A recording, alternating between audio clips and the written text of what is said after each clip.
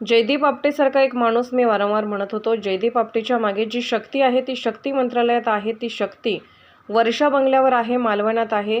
त्याच्यामुळे इतके दिवस जयदीप आपटे हे पोलिसांना चुकवू शकले, पण अखेर शिवभक्त यांचा दबाव आणि रेटा होता की त्याला त्याचे बॉस वाचवू शकले नाही. छत्रपती शिवाजी महाराजांच्या संदर्भात या राज्यात जे घडलं ते यापूर्वी कधीच घडलं नव्हतं. जयदीप आपटे याच्यापेक्षा ज्याने त्यांना हे काम दिलं ते बेकायदेशीर होतं. ते सूत्रधार आजही सरकारमध्ये आहेत. त्यांच्यावरती कारवाई कधी होणार आणि जयदीप आपटेला अटक होण्याआधी सिंधुदुर्ग कोर्टामध्ये त्याच्या जामिनाची तयारी 8 दिवसापासून सुरू होती आणि त्या संदर्भात ठाण्यातून सूत्र हलत होती. मी वारंवार ठाण्याचा उल्लेख करत आहे. जयदीप आपटे 2 दिवसात सरेंडर होतील आणि त्यांच्या बाबतीत जामिनाबाबत हालचाली सुरू करा. छत्रपती शिवाजी महाराज यांच्या नावाने बाजार मांडला आणि केला.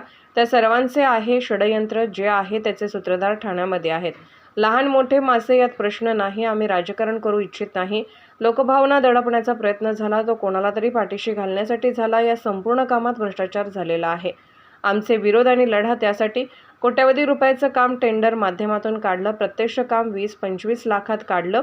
पुतळा जो आहे मंजूर झालेला असेल आणि झालेलं काम जी तफावत झाली म्हणून तो पुतळा काम कमी प्रतीचा झाला. काल कल्याणमधून अटक केली. पोलीस असं म्हणतात की सीतापिंगी जयदीप आपटेला तोंडाला रुमाल लावून ते भेटायला गेले होते. एखाद्या पोलीस यंत्रणा त्याचा साथ एक सुरू केलं. जयदीप आपटेसारखा एक माणूस मी वारंवार म्हणत होतो. जयदीप आपटेच्या मागे जी शक्ती आहे ती शक्ती मंत्रालयात आहे, ती शक्ती वर्षा बंगल्यावर आहे, ती शक्ती मालवणात आहे. त्याच्यामुळे इतके दिवस जयदीप आपटे हे पोलिसांना चुकवू शकतात.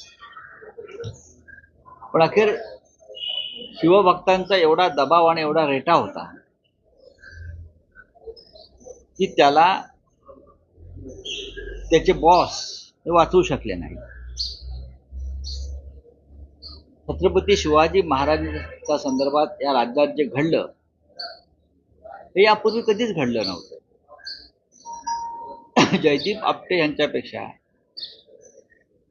ज्यांनी त्यांना हे काम दिलं अनुभव नसताना ते बेकायदेशीर होते. ते सूत्रधार आजही सरकारमध्ये आहे.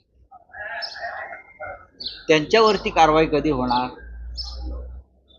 आणि जयदीप आपटे यांना अटक होण्याआधी सिंधुदुर्गच्या कोर्टामध्ये त्यांच्या जामिनाची तयारी 8 दिवसापासून सुरू आहे आणि त्या संदर्भात ठाण्यातून सूत्र हलत आहेत.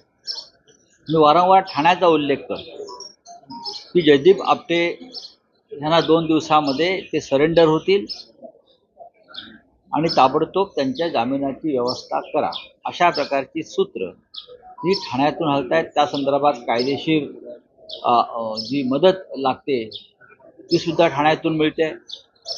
छत्रपती शिवाजी महाराजांच्या नावानं ज्यानं बाजार मांडला आणि केला त्या सगळ्याचं जे षडयंत्र आहे त्या षडयंत्राचे सूत्रधार हे ठाण्यातच आहे. बघा हे लहान मासे मोठे मासे यात प्रश्न नाही आहे. आम्ही यात राजकारण करू इच्छित नाही. छत्रपती शिवाजी महाराजांच्या अपमानानंतर या राज्यात जी स्थिती निर्माण झाली आणि लोकभावना दडपण्याचा प्रयत्न झाला तो कोणाला तरी पाठीशी घालण्यासाठी, या संपूर्ण कामात जो भ्रष्टाचार झालेला आहे तो दडपण्यासाठी आमचा विरोध आणि लढा त्यासाठीच आहे. कोट्यवधी रुपयाचं काम टेंडरच्या माध्यमातून काढल्यावर प्रत्यक्षात काम 20-25 लाखात आटपलंय पुतळ्यासह. हे आपण पहा. पुतळा जो आहे मंजूर झालेला खर्च आणि झालेलं काम ही तफावत जर तुम्ही पाहिलीत म्हणून तो पुतळा इतक्या कमी प्रतीचा झाला आणि मुख्यमंत्री म्हणतात 45 किलोमीटर ताशी वेगानं वाऱ्यानं पडला. सर, ज्या महाराजांच्या नावावर मागितली जातात, ज्या महाराजांना आराध्य दैवत मानलं जातं त्या महाराजांच्याच पुतळ्यावरून आता भ्रष्टाचार केला जातो. या राज्यामध्ये कशातही भ्रष्टाचार होऊ शकतो. हे राज्य जे आहे, हे सरकार जे आहे हे महाराजांच्या नावानंच भ्रष्टाचार करतात. छत्रपती शिवाजी महाराजांच्या नावानं लूट चालू आहे. छत्रपती शिवाजी महाराजांचा महाराष्ट्र लुटला जातो आहे. गुजरातचे ठेकेदार महाराष्ट्र लुटतायत. काल आम्ही दौऱ्यावर गेलो दुष्काळी भागात, ओला दुष्काळ. तिथले रस्ते वाहून गेले. परभणी असेल बरं का, त्यानंतर बाजूचे सगळे जिल्हे, हिंगोली असेल, संभाजीनगर असेल, म्हणजे रस्त्याच्या रस्ते वाहून गेले. तिकडले जे तरुण कार्यकर्ते आहेत ज्यांची घरं वाहून गेली, शाळा, गुरं ढोरं माणसं वाहून गेली, त्यांनी जे आमच्यासमोर डॉक्युमेंट्स ठेवले, ह्या ग्रामीण भागातल्या रस्त्यांची कामंसुद्धा गुजरातच्या ठेकेदारांना देण्यात आलेली आहे आणि ते रस्ते वाहून गेले. एक सरस्वती कन्स्ट्रक्शन नावाची कंपनी गुजरातमधली आहे. आता परभणीतल्या गावातल्या रस्त्याची कामं या ठेकेदारांना, हिंगोलीतल्या रस्त्याची कामं या ठेकेदारांना. का महाराष्ट्रात मुलं नाही आहेत, तरुण मुलं नाही आहेत, इंजिनियर्स नाही आहेत जे काम करू शकतील? काल आदित्य ठाकरे, माननीय आदित्य ठाकरे, विरोधी पक्षनेते अंबादास दानवे आणि मी स्वतः आमचे अनेक पदाधिकारी आम्ही फिरत होतो. अवस्था अत्यंत गंभीर आहे दुष्काळाची.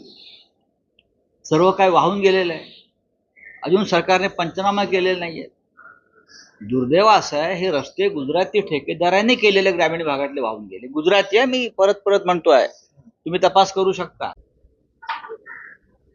हजारो शेतकऱ्यांचे संसार वाहून गेले, पशुधन वाहून गेलंय, पीक वाहून गेलाय.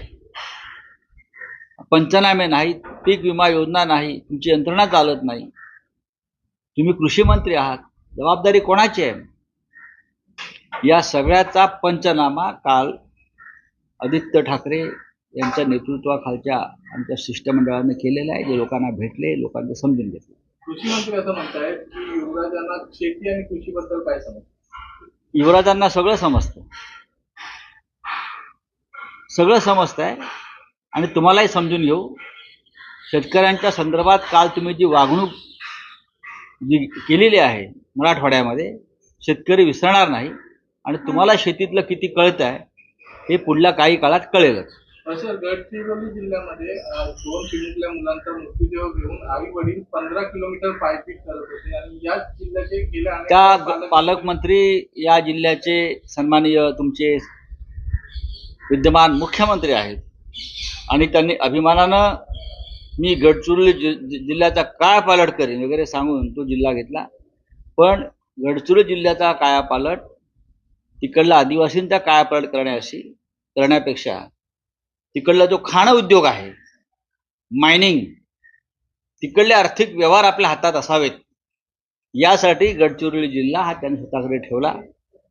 त्यासाठी मोठ्या प्रमाणामध्ये वेगळे कलेक्टर्स नेमले आणि आजही आदिवासी हा जगण्यासाठी संघर्ष करतोय.